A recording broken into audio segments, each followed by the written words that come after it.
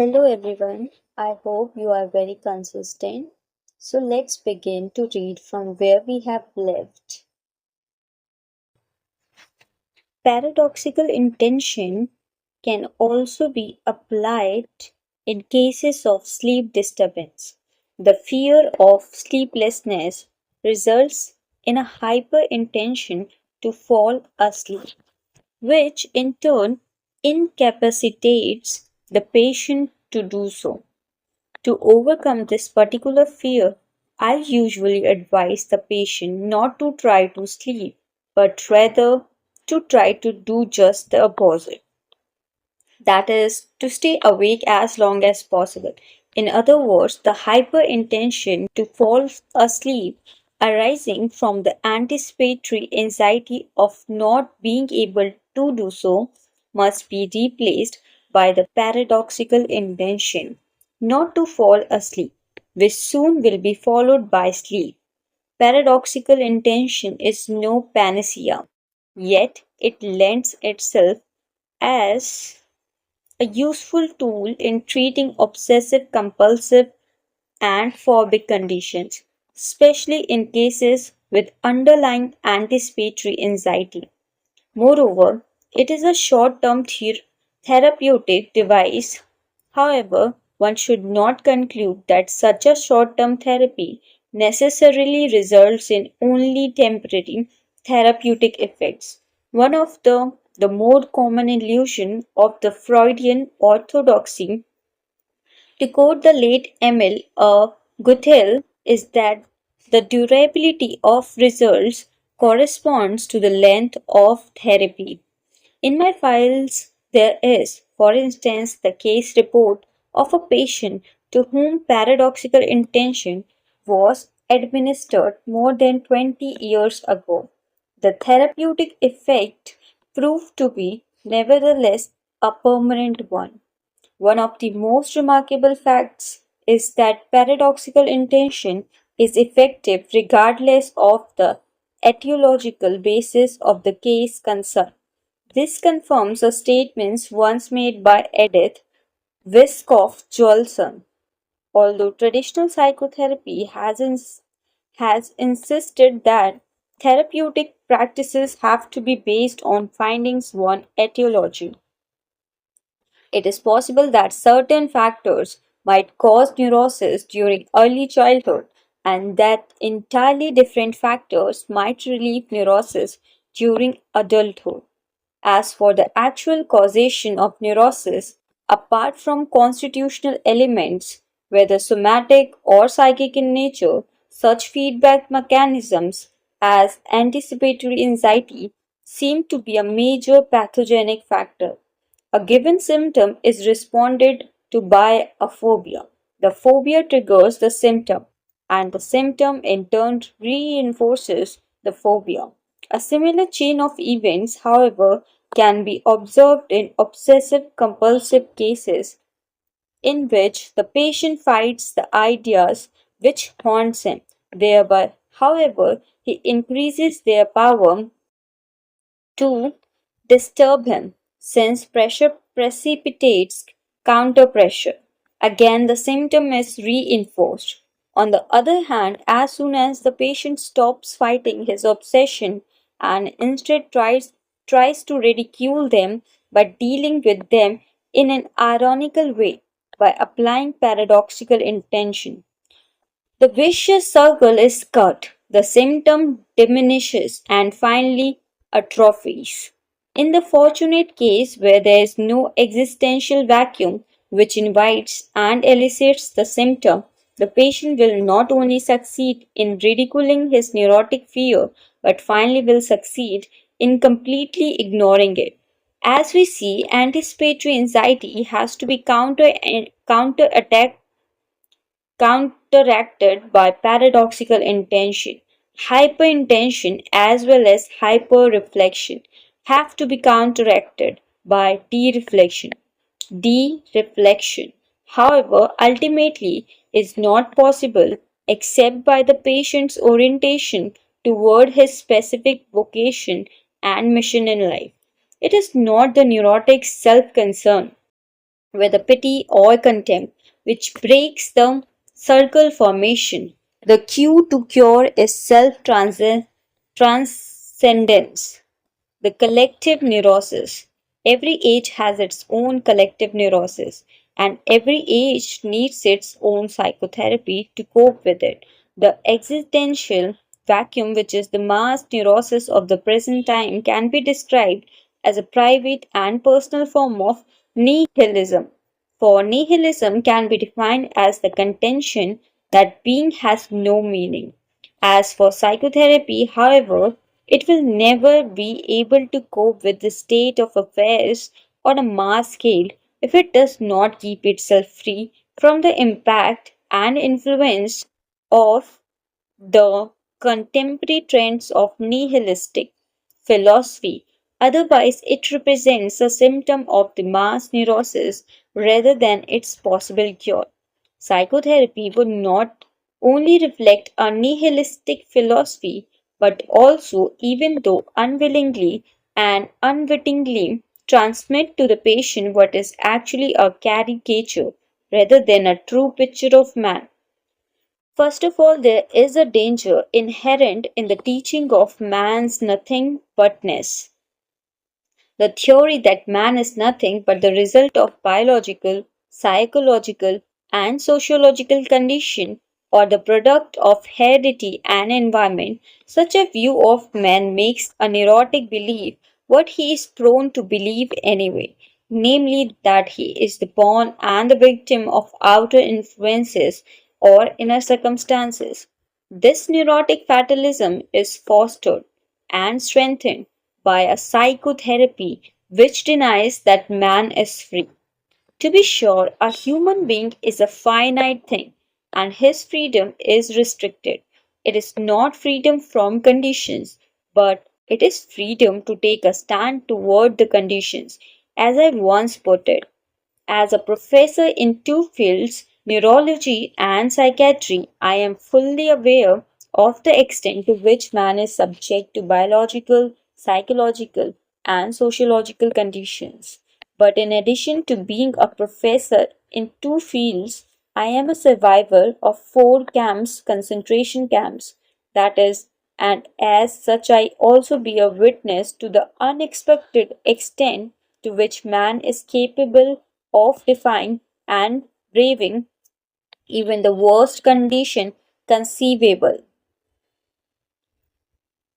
Psychoanalysis has often been blamed for its so called pansexualism. I, for one, doubt whether this reproach has ever been legitimate.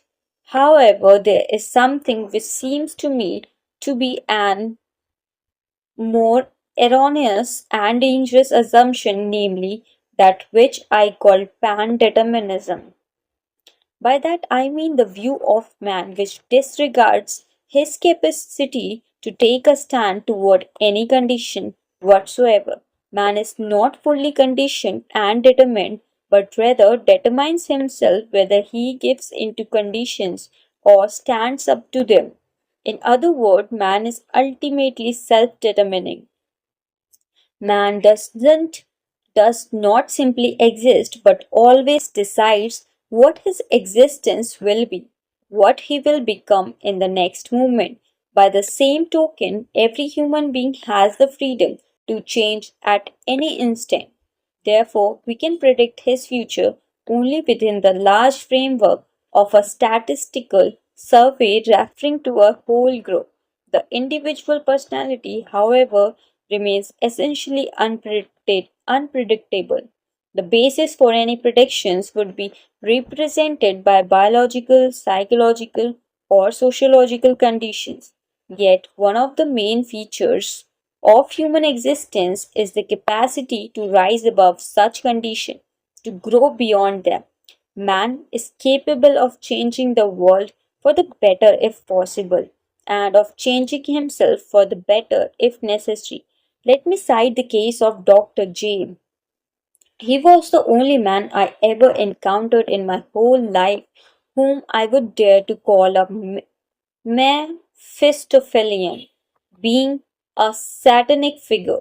At that time, he was generally called the mass murderer of Steinhof, the large mental hospital in Vienna.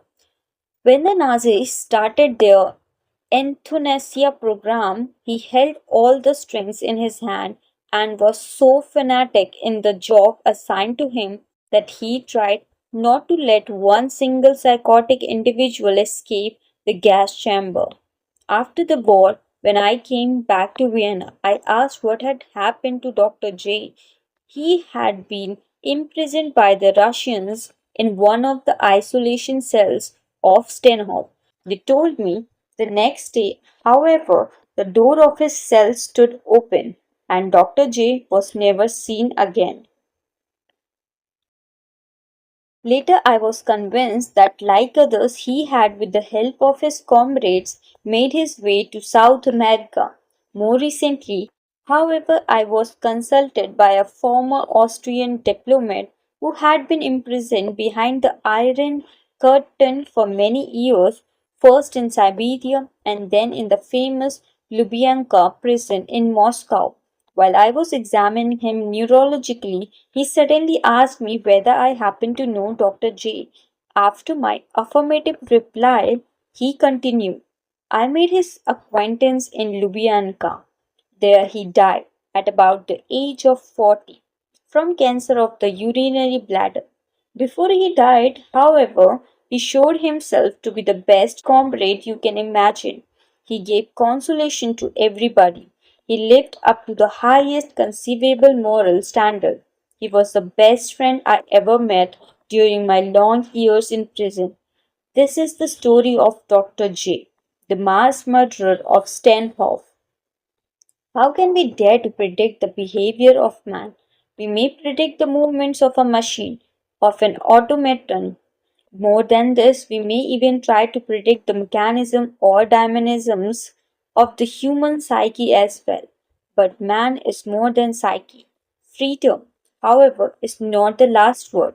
Freedom is only part of the story and half of the truth. Freedom is but the negative aspect of the whole phenomenon, whose positive aspect is responsibleness. In fact, freedom is in danger of degenerating into mere arbitrariness unless it is lived in terms of responsibleness.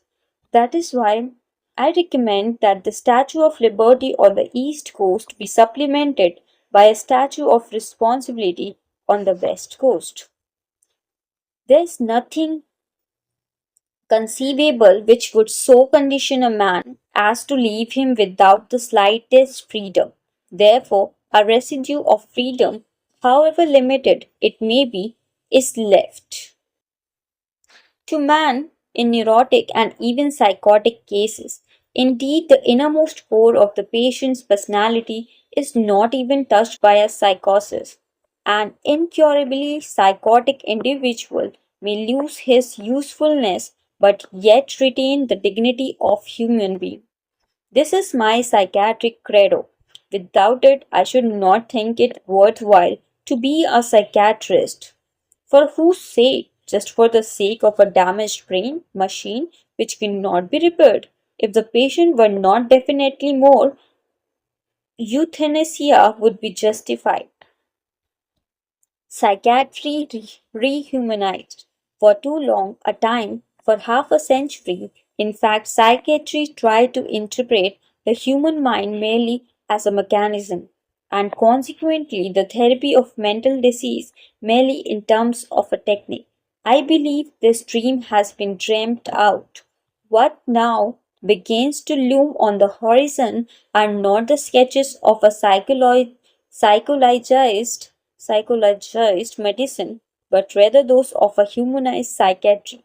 A doctor, however, who would still interpret his own role mainly as that of a technician, would confess that he sees in his patient nothing more than a machine, instead of seeing the human being behind the diesel. A human being is not one thing among others. Things determine each other, but man is ultimately self determining. What he becomes within the limits of entombment and environment he has made out of himself. In the concentration camp, for example, in this living laboratory and on this testing ground, we watched and witnessed some of our comrades behave like swine while others behave like saints. Man has both potentialities within himself.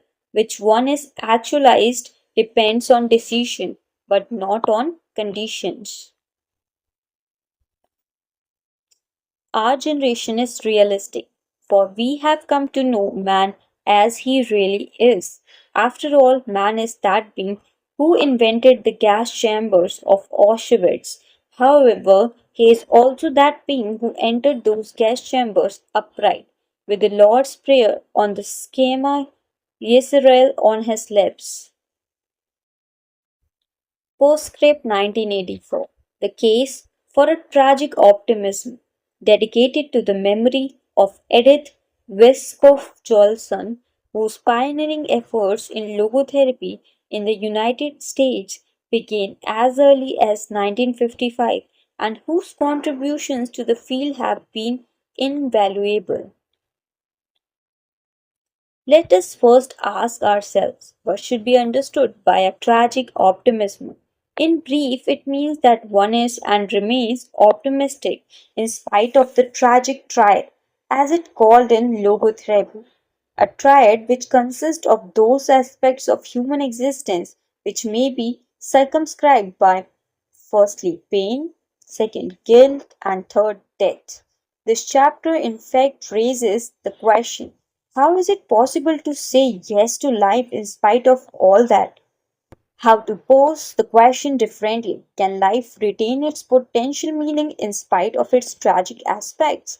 After all, saying yes to life in spite of everything, to use the phrase in which the title of a German book of mine is couched, presupposes that life is potentially meaningful under any condition even those which are most miserable, and this in turn presupposes the human capacity to creatively turn life's negative aspects into something positive or constructive. In other words, what matters is to make the best of any given situation. The best, however, is that which in Latin is called optimum. Hence, the reason I speak of a tragic optimism, that is, an optimism in the face of tragedy, and, and in view of human potential, which at its best always allows for turning suffering into human achievement and accomplishment. Second, deriving from guilt the opportunity to change oneself for the better. And third, deriving from life's transitoriness an incentive to take responsible action. It must be kept in mind, however, that optimism is not anything to be commanded or ordered. One cannot even force oneself to be optimistic indiscriminately against all the odds, against all hope. And what is true for hope is also true for the other two components of the triad, inasmuch as faith and love cannot be commanded or ordered either. To the European, it is a characteristic of the American culture that again and again one is commanded and ordered to be happy, but happiness cannot be pursued, it must ensue. One must have a reason to be happy. Once the reason is found, however, one becomes happy automatically. As we see, a human being is not one in the pursuit of happiness, but rather in search of a reason to become happy. Last but not least, through actualizing the potential meaning inherent and dormant in a given situation. This need for a reason is similar in another specifically human phenomena, laughter. If you want anyone to laugh, you have to provide him with a reason. Example, you have to tell him a joke. In no way is it possible to evoke real laughter by urging him or having him urge himself to laugh. Doing so would be the same as urging people posed in front of a camera to say cheese, only to find that in the finished photographs their faces are frozen in artificial smiles. In logotherapy, such a behavior pattern is called hyperintention. It plays an important role in the causation of sexual neurosis, be it frigidity or impotence. The more a patient, instead of forgetting himself through giving himself directly strives for orgasm, that is sexual pleasure, the more this pursuit of sexual pleasure becomes self defeating. Indeed, what is called the pleasure principle is rather a fun spoiler. Once an individual's search for a meaning is successful, it not only renders him happy but also gives him the capability to cope with suffering. And what happens if one's groping for a meaning has been in vain? This may well result in a fatal condition. Let us recall, for instance, what sometimes happens in extreme situations such as prisoner of war camps or concentration camps. In the first, as I was told by American soldiers, a behavior pattern crystallized to which they referred as give up at ease. In the concentration camp, this behavior was paralleled by those who one morning at 5 refused to get up and go to work and instead stayed in the hut on the straw wet with the urine and feces. Nothing, neither warnings nor threats, could induce them to change their minds. And then something typical occurred. They took out a cigarette from a deep down in a pocket where they had hidden it and started smoking. At that moment, we knew that for the next 48 hours or so, we could watch them dying. Meaning orientation had subsided, and consequently, the seeking of immediate pleasure had taken over. Is this not reminiscent of another parallel, a parallel that confronts us day by day? I think of those youngsters who, on a worldwide scale, refer to themselves as the no future generation. To be sure, it is not just a cigarette to which they resort, it is drugs. In fact, the drug scene is one aspect of a more general mass phenomenon, namely the feeling of meaninglessness resulting from a frustration of our existential needs, which in turn has become a universal phenomenon in our industrial societies. Today, it is not only logotherapists who claim that the feeling of meaninglessness plays an ever increasing role in the etiology of neurosis. As Irwin de Yalom of Stanford University states in Existential Psychotherapy, of 40 consecutive patients applying for therapy at a psychiatric outpatient clinic, 30% had some major problem involving meaning, as judged from self ratings, therapists, or independent judges. Thousands of miles east of Palo Alto, the situation differs only by 1%. The most recent pertinent statistic indicates that in Vienna, 29% of the population complain that meaning is missing from their lives. So, thank you everyone. I hope you enjoyed and read it.